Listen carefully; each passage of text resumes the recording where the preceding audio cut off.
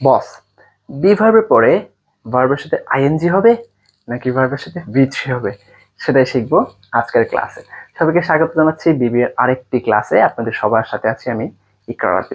প্রথমে ভাই বলে দিই, বি ভার্ব বলতে কি বোঝায়। বি ভার্ব বলতে বোঝায় am, is, are, was, were. এই চারটাকে আমরা বলবো হচ্ছে বি ভার্ব।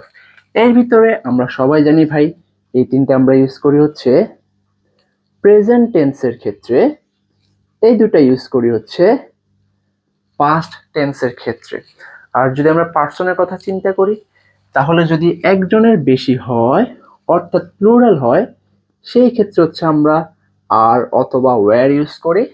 আর যদি একজন হয় বা সিঙ্গেল কেউ হয়, সিঙ্গুলার হয়, সেই ক্ষেত্রে আমরা অ্যাম, ইজ অথবা ওয়াজ ইউজ করতে পারবো। আচ্ছা, এখন এগুলো হচ্ছে একদম বেসিক কথাবার্তা। এরপর আসেন ভাই, যদি বলি এই বি ভার্বের পরে তিনটা টাইপের জিনিস বসতে পারে। একটা হচ্ছে ভার্বের সাথে আইএনজি, একটা হচ্ছে ভার্বের ইডি ফর্ম বা ভি3 ফর্ম, আর একটা হচ্ছে অ্যাডজেক্টিভ। এখন কখন আপনি এক্সামে কোনটা বসাবেন? Very simple. কখনো যদি দেখেন যে কোনো অ্যাক্টিভ সেন্টেন্স, তখন বসাবো আইএনজি। যখন দেখবো কোনো ভাইয়া প্যাসিভ সেন্টেন্স, তখন বসাবো ভি3 ফর্ম বা পাস্ট পার্টিসিপাল ফর্ম। আর যখন দেখবো অ্যাক্টিভ কিংবা প্যাসিভ যাই হোক না কেন, কোনো অ্যাডজেক্টিভও বসতে পারে। আচ্ছা, যেমন আমরা একটু উদাহরণ দেই,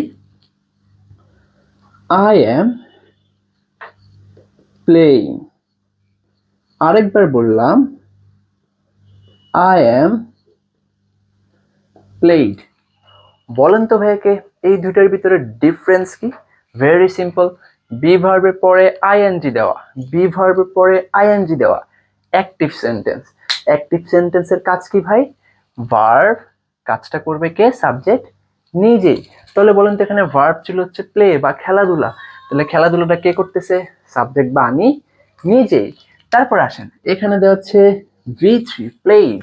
তাহলে বলেন সাবজেক্ট নিজে কি খেলাধুলার কাজ করতে পারবে? না। তাহলে এটার মিনিং কি হবে ভাই? প্রথমটার মিনিং হচ্ছে আই এম প্লেইং, আমি খেলতেছি। আর পরেরটার মিনিং হবে আই এম প্লেইড, আমাকে নিয়ে খেলাধুলা করতেছে। এখন আপনারা ভাইকে বলবেন হি ইজ গুড। এখানে এই গুড, এইটা কি? ভার্বের সাথে আইএনজি নাকি ভি3 নাকি অ্যাডজেক্টিভ? কমেন্ট করে সবাই জানান। দেখা হবে পরবর্তী ভিডিওতে। আল্লাহ হাফেজ, আসসালামু আলাইকুম।